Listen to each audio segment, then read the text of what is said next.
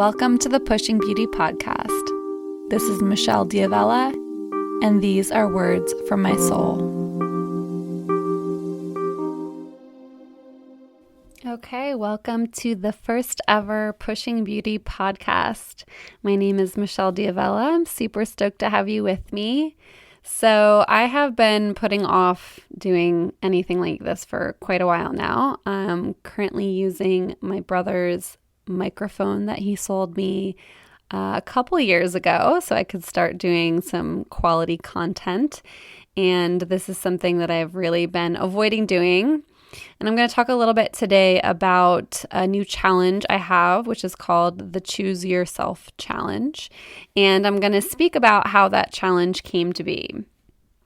So, as some of you might know, I had a really rough year last year, and a lot of you probably are in the same boat. 2016 was kind of rough for a lot of us. For myself, around this time last February, I went through a blindsiding breakup and fell into a really kind of gnarly depression. But it was actually a really amazing experience. And I can say that now, amazing, like literally amazing, and that it just really took me deep into some stuff that I really didn't realize was a big part of me. Some really deep wounds, a lot of pain that I kind of was hiding from. And on the other side of facing that, I'm a completely different person, as we all are when we go through experiences like this, where we really are willing to face into our pain and transmute it. And during the time when I was going through my depression, a friend of mine reached out to me and she sent me a podcast, and I actually was not interested in listening to the podcast she sent me, and I don't remember whose podcast it was. It was somebody that I hadn't listened to before. And I started listening to it, and I wasn't really feeling it, and I just kind of kept it on in the background as I was cooking. And I think maybe 10, 11 minutes into it, it started to kind of get into the juice. And the person who was being interviewed was a man named Kyle Cease. And he started to kind of blow my mind with some of the things that he was speaking about. He just really had this way of getting right to the heart of who it is we really are fundamentally and spiritually. And so he was doing a workshop, a weekend workshop here in Los Angeles, and had like tickets on sale for like $99, something outrageously cheap. So I decided to try to purchase them, and of course they were sold out because I think the podcast was maybe a couple days or a couple weeks old. So I got on his mailing list. I actually emailed his team because I was really interested in going. He just really spoke kind of to my heart. And I got on the mailing list, and I don't remember if it was this event or another, but I think it was another one. It got sold out. I missed it. And then in the summer, I had gotten an email about one that was happening in February. And so I bought my tickets. And, you know, months and months passed. I'm in a much, incredibly much better place than I was when I was originally interested in going. But I still was really excited about going. So the weekend workshop is called Evolving Out Loud. And the concept is that there is no real preparation. So he's literally evolving out loud. Kyle doesn't know what he's really going to be speaking about. And his point with that is that to be truly authentic, we have to come from a space of being truly present. And you can't really be truly present if you have all of this stuff scripted. And so it's a really kind of one-of-a-kind workshop, which is actually really cool as well, because then you can continue to go to these things and they're always new. It's sort of, evolving based off of where he's at in his life, what he's experienced, and then where every single person in the audience is also at, because we're all contributing to creating the workshop together really that weekend. So we had done an experiment or like an exercise that I had done from one of Kyle's YouTube videos, where you write down on the left-hand side of the piece of paper, what does your heart want? What are all the things that your heart wants to experience, do, have? And I do an exercise similar to this in my Desire Map workshops as well. And so you kind of just check in with your heart and you write down on the left-hand side all of the things that you really want to do and experience and have in your life.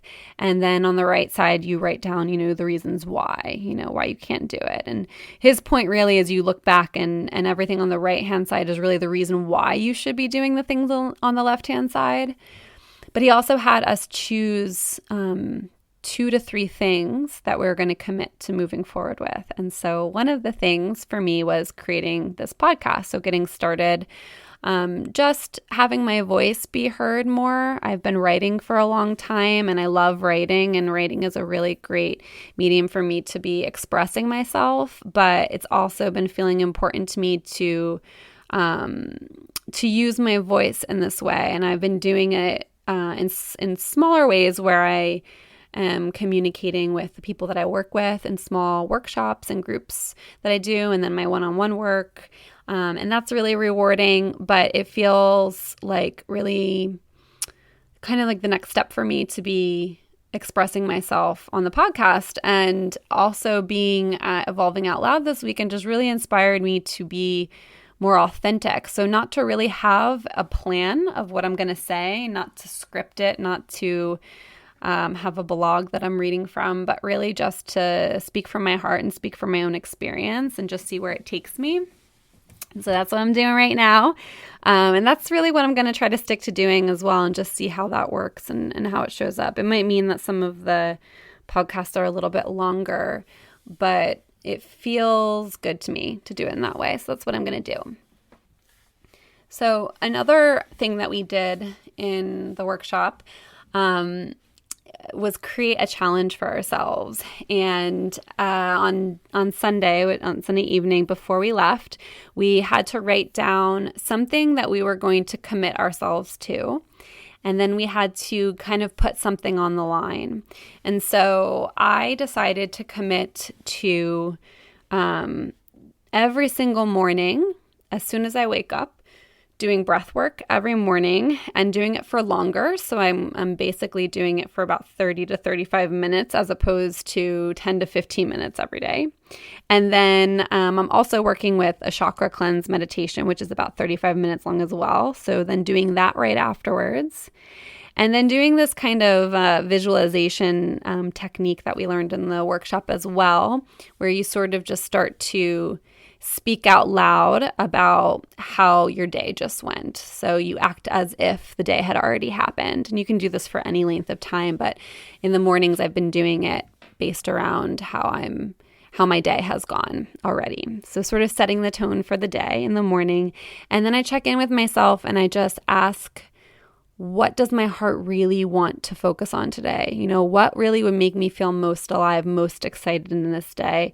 And to do that every morning is really important because it allows me to be in tune with where I'm currently at and not where I think I should be or the direction I think I should be going. So it's really about being connected to the moment and connected to my heart and soul and what really is going to most inspire me, and trust that that's really what's driving me forward, and allow myself to connect to that part of myself every day. And then once I hear what that thing is, then I have to commit to following through and doing that. And that doesn't mean that I'm not doing other things, that maybe I need to do to keep my business moving or whatever. But really, it's about listening to what my heart really wants. And those are the things that I think are really going to move my business and my life forward in a way that's much more deeply fulfilling and sort of aligned with my deeper calling. So I had written those things down, and I'm also somebody who I don't really have a very hard time committing to things. Commitment comes pretty easy to me, and I will say that I'm pretty lucky to have that. That being said, I was sort of in what you would call a cult for a little bit several years ago, and that was very, very much, the emphasis was very much on commitment. And so commitment can totally go the opposite way as well. So, watch out for that. That's really why a lot of my work is And what I've discovered for myself is it's about you connecting to yourself, you knowing the answers within you, not leaving it up to anybody else. This life is really about you stepping into your own power, into your own truth, and listening to your own soul and knowing what's best for you, because it's not the same for everybody. And if you're deferring to somebody else, then you're really deferring your life to somebody else, and you're not going to live a very happy life if you do that. One day you will wake up very miserable, like I did, which set me on this whole trajectory to discover my true self and learn what it really means to love myself. So basically, we ended up having to put something on the line. So the idea is that you can't just say you're going to do something, right? So, even if you are very good at committing to things, it can be really easy to let things go and not be too hard on yourself, which I'm usually a really big fan of. I have some articles about, how to be kind to yourself, because I think that a lot of us, especially people who are interested in personal development, which you are if you're listening to this, a lot of us are really hard on ourselves. But there is a time that I think it is appropriate to be hard on yourself. And I think that's what this challenge is aiming towards, kind of giving you that kick in the ass, like, okay, it's time for me to stop putting myself on the back burner. When it comes to you really showing up for yourself, you can't really mess around with that. You can't really keep giving yourself a break around that, because that's when you wake up one day and 10 years have passed, or something horrible happens and you find out you have cancer, or you're on your deathbed, or, something happens where your time is up and you haven't shown up for yourself. So I ended up creating this 30-day challenge called the Choose Yourself Challenge, based off of what I decided for myself over this past weekend, the Evolving Out Loud weekend. So I decided, I'm really going to choose myself every single morning and allow it to be non-negotiable. I think that when you allow something to be non-negotiable, you just take any options out of your head, and you're just showing up. You're waking up in the morning and you're showing up and you're doing it. And so showing up first thing in the morning for yourself not only sets the tone for the day, but it also allows you to not put yourself on the back burner. So you don't get to wait until later in the day. You don't get to wait until the evening when you're completely exhausted, and then all of the inspiration you had for why you're doing this challenge in the first place is gone, and then you don't end up doing it. And then when you don't end up doing it and you don't show up for yourself, you feel like shit. So we kind of want to avoid all of that by just committing, choosing what it means for you to show up for yourself, and then doing it first thing in the morning. So I think it's really important for that first thing, that show up for yourself thing, to be around meditation, because meditation is what connects you to that deeper part of yourself, your higher self, your soul, the part that's really guiding you. You get to choose whatever that means to you. For me, it's breath work. Breath work is my life-changing tool. It's the tool that I've been using for almost 4 years now, I think. And it's also the tool that I use consistently, and I teach, and I'm really dedicated to sharing with people because it so dramatically changed my life, especially coming from somebody who meditated for very long periods of time. I did like a 24-hour meditation marathon once and twice. Did not like it very much, but yeah, there's that commitment part again. Yeah, so I meditated for many years every day and really struggled with it, but made some big breakthroughs and was really profound for me. But breath work took it to a whole other level, and that'll end up being a different podcast. I won't get too much into it. So that's my commitment to myself, is doing breath work in the morning, then moving into chakra cleanse and doing some of the other things that I had stated. On top of that, I do some other things in the morning as well. I run my own business, and so I can really set my life up the way that I want to. And even if you don't run your own business, you still can. So really remember that you're not the victim of your life. You are the creator. So you can allow for whatever it is you want. You just might have to make some different choices and make some changes. So I would love to invite you to join me for this 30-day choose yourself challenge. Once you choose what it is you're going to do, so you choose to meditate or whatever it is, you choose for however long a period of time you feel is best for you. I'm doing basically an hour of meditation in the morning. And then, you can choose any kind of add-ons. So if you like to smudge your space, if you want to pull an oracle card, if you want to go for a run, if you want to hike and just be out in nature, if you want to read or do some writing, maybe you have a big goal for yourself to write a book, and a big part of committing to yourself means to write, 500 or 1,000 words every morning. You can add that to it as well. So this is really about making it your own, making it something that feels really good and exciting to you. That's really the point. This is not about doing things like checking it off of a to-do list. That's actually what my meditation practice turned into. Before I ever discovered breath work, I had to step away from meditation for a while because it really just became this thing on a checklist, and I hated it. I did not enjoy sitting down.